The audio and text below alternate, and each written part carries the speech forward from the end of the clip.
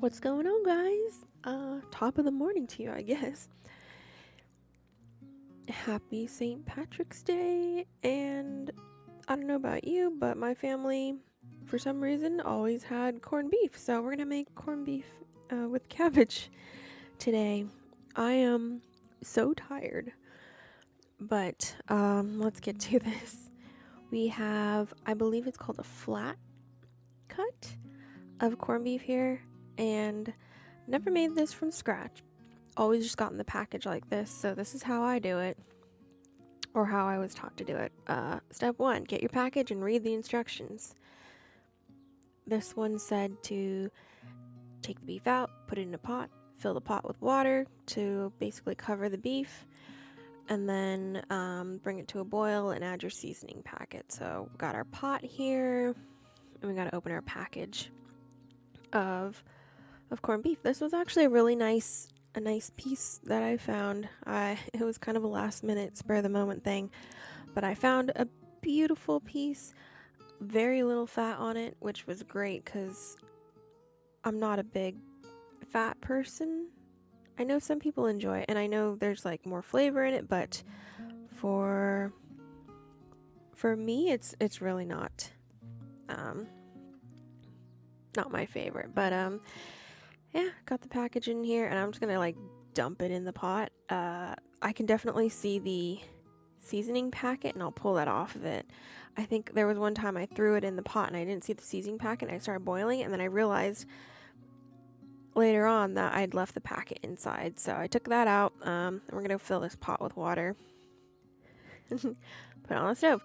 There's nothing really that exciting to look at just yet, so let's just bring this to a boil. Let's wash off this little packet, cut it open, and we'll dump that in as well, and then you guys can have a look.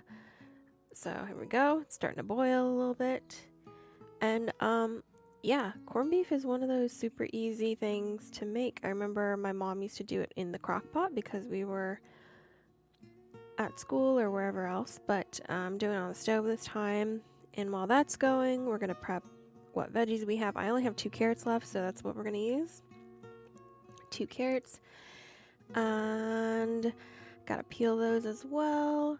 But you're supposed to boil this for, it said somewhere like 2.5 to 2.5 hours. So obviously we're not gonna sit here for 2 to 2.5 hours for you guys to stare at it.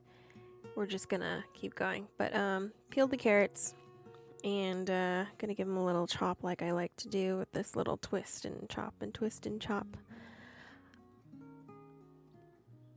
For St. Patrick's Day, I'm not sure how you guys celebrate. I think my family just kind of did, well, corned beef's in the store, that's what we're gonna eat, so we've done that. I know my sister's family used to make like Irish soda bread and a whole bunch of things. Some people make, I've heard, shepherd's pie.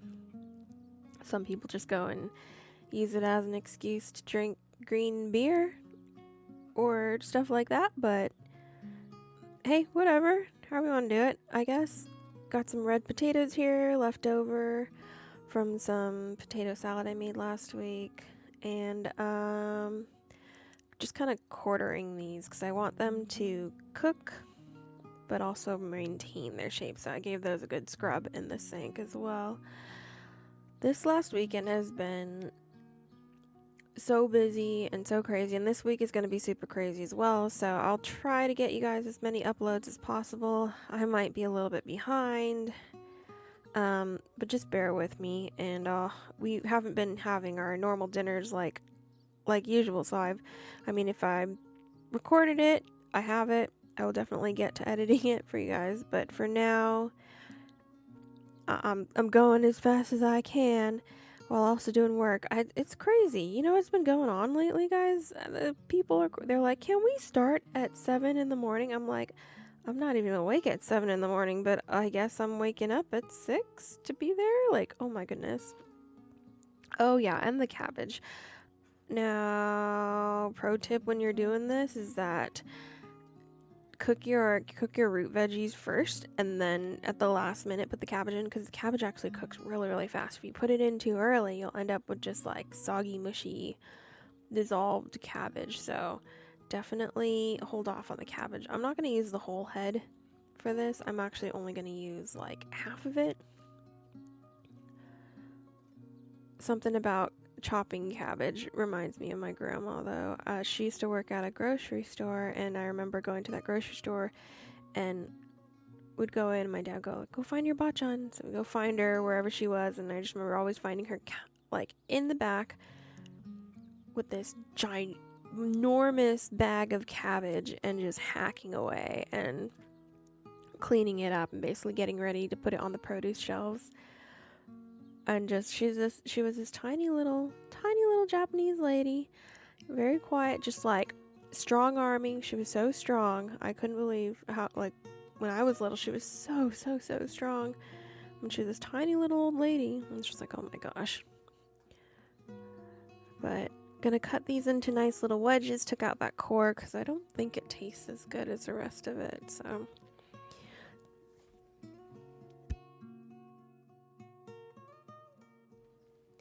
And we have our corned beef here.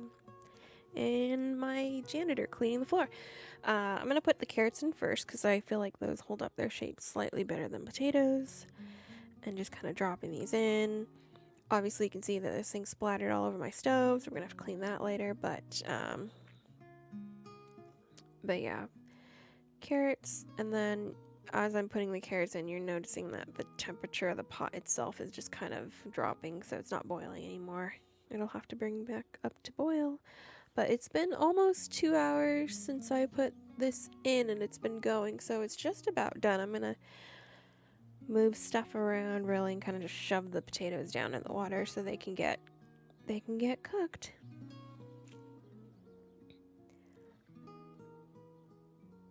Ooh, look at that.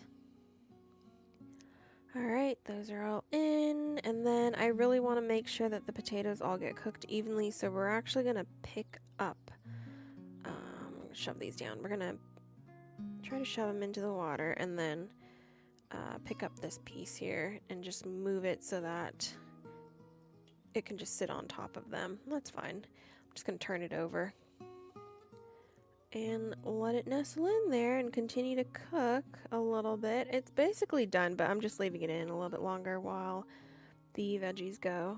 And they're boiling now. Looks good, right? Not too bad.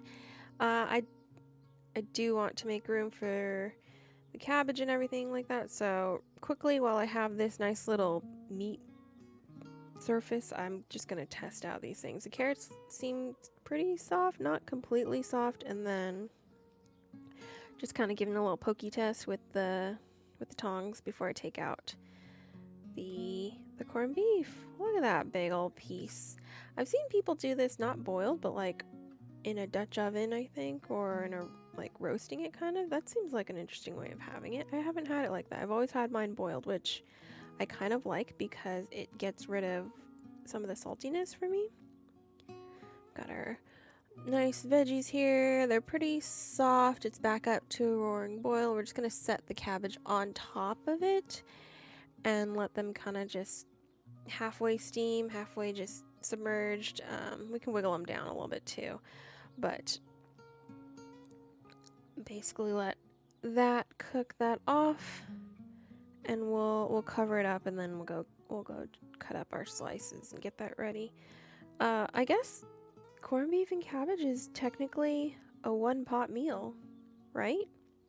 Because I'm only using the one pot.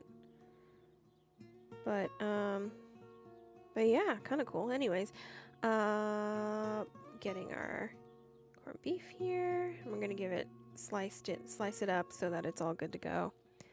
And then that way it's easy to serve. But this was a flat, I think a flat cut versus a point.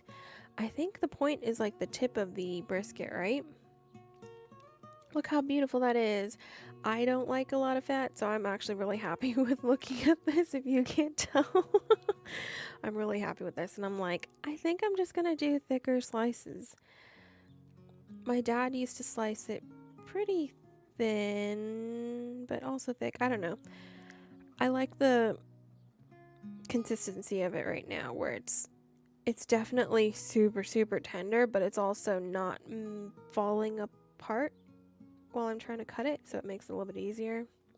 Held its shape, but also very, very tender. Like, I'm barely pressing into my knife here.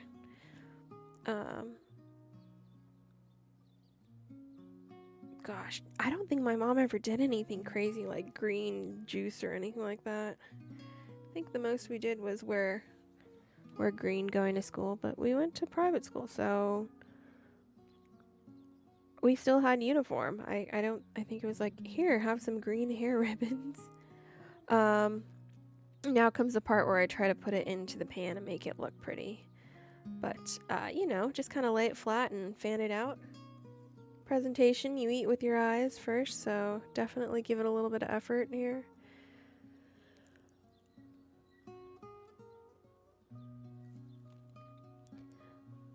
Anyways, guys, almost there. I think we need to do it at an angle though, because it's definitely not gonna fit straight across like I hoped, so that's okay. And this last piece, there we go. Look at that. Ooh, it tastes good too.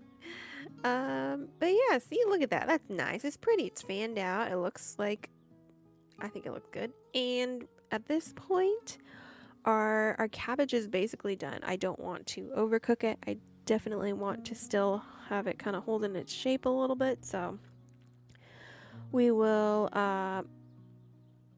give a little fork test stab with that potato, and yep, that's tender. Okay, and we can turn off the heat so it doesn't overcook, and then we will we'll start to put it in our tray. And I'm just gonna put all the potatoes and carrots on one side, and I'll put the cabbage on the other side. So you can see the cabbage is turned kind of basically translucent here. It's gonna continue to cook as it even sits in the pan, so I'm totally not worried about it. I'm just gonna put it in and let it finish off in the pan just ever so slightly, because they're already starting to get pretty soft. I don't know if you can tell how soft they are, but they're definitely cooked through. I used to not like cabbage, but now cabbage is one of those, like, this is good. This is delicious. I like this. Yeah, it's almost kind of sweet, and maybe it's because of the amount of Brussels sprouts that I've eaten that I'm like, yeah, okay, I could do this. Brussels sprouts and cabbage. I mean, Brussels sprouts are a baby cabbage. Oh, you could probably do Brussels sprouts in this, huh? Now that I'm thinking about it. Has anybody ever done corned beef with Brussels sprouts, like, in it? Because that's a cabbage, right? Brussels sprouts a baby cabbage, so... Huh. Food for thought. Interesting. Looking at this now, I know we're not going to eat all this meat, but we'll have to figure out some leftovers meals with the leftover corned beef, because this is a lot of corned beef here, and I'm probably going to eat like 2-3 slices of this and then be okay. So what do we think? Corned beef. I guess you can do sandwiches. That's a thing with it. I don't have any bread though. Yeah, this is kind of what I'm thinking about when I'm making food and I'm looking at it going, there's no way we're going to eat all of this. All right, so we're having to zhuzh up everything and move it around, because this little pan definitely is not going to fit everything. But we're going to pull out as many of these potatoes and carrots as possible. I think I might have overdone it with the potatoes, but that's okay. And put the carrots out, make them look pretty. Mind you, there's only 2 of us eating this, so it's way more food than we need, but we'll have leftovers for a bit.